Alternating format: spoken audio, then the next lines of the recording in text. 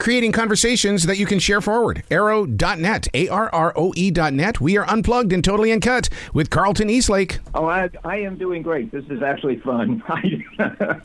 Well, but you know that. You do this for a living. Absolutely. Well, it's a passion. You know, creativity is the addiction. Do you see that as a writer as well? Yeah. I see. Creating really is an addiction, and I think getting the material out is also. You know, a lot of writers are very bashful about interviewing or publicizing their work. They just want to work. I thought, despite being in show business for decades, that would be the sort of novelist I'd be. But I really have a passion to get out into the world what I've written, in part because it's about what I know. It's lessons that I've learned the hard way that I hope people can learn the easy way just by reading my novels.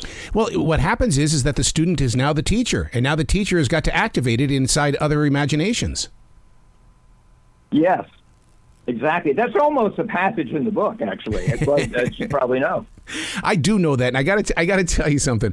My wife is so addicted to this book, and I told her yesterday. I said, I'm going to tell him that you can't put that book down because I mean, it's even through the Johnny Depp trial, she's sitting there reading your book, Monkey Business, and I'm going, my God, this is the kind of stuff that's going to be happening this summer. Oh, well, that is really, really wonderful to know. I mean, and I hope other people feel that way.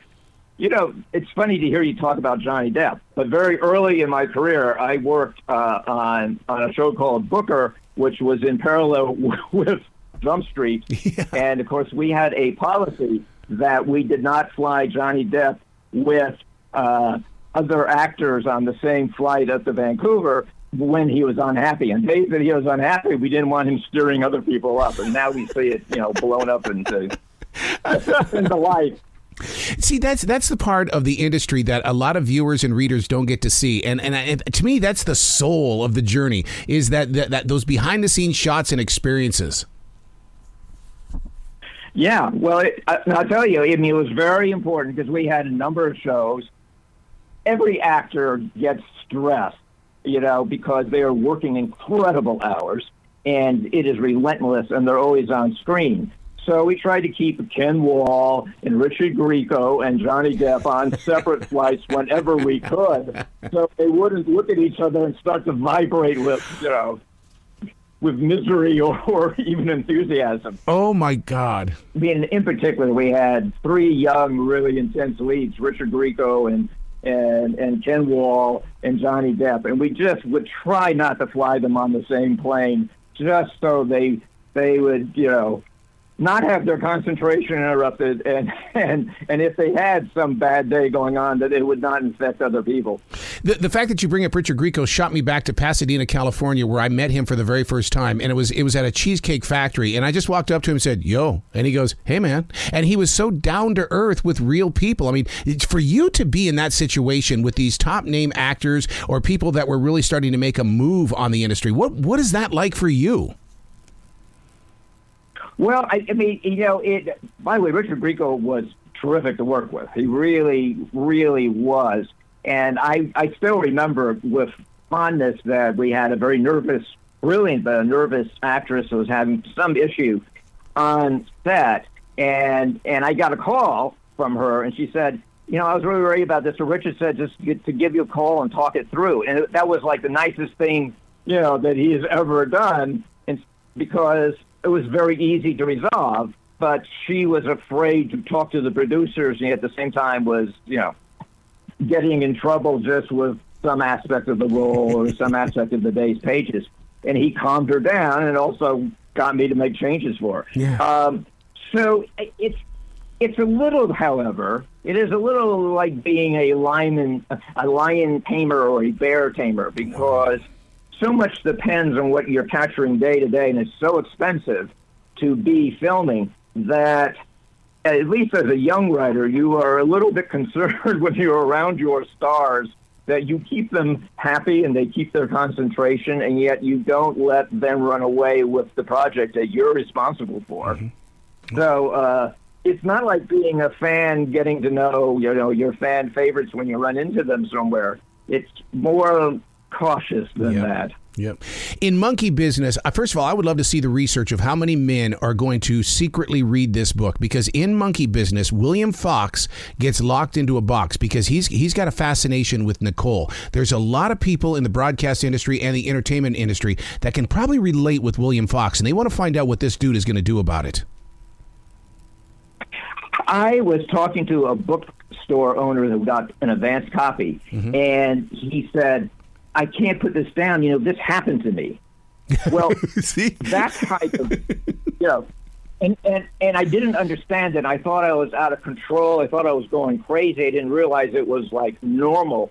About 75% of people, back when the psychologist who first coined the term limerence, when she imprisoned her grad students in a room and made them take, a survey, 75% admitted that they had been really disturbed, really disabled by a love relationship that was staring them, that was not reciprocated, and so plunging them into frantic despair. 75%.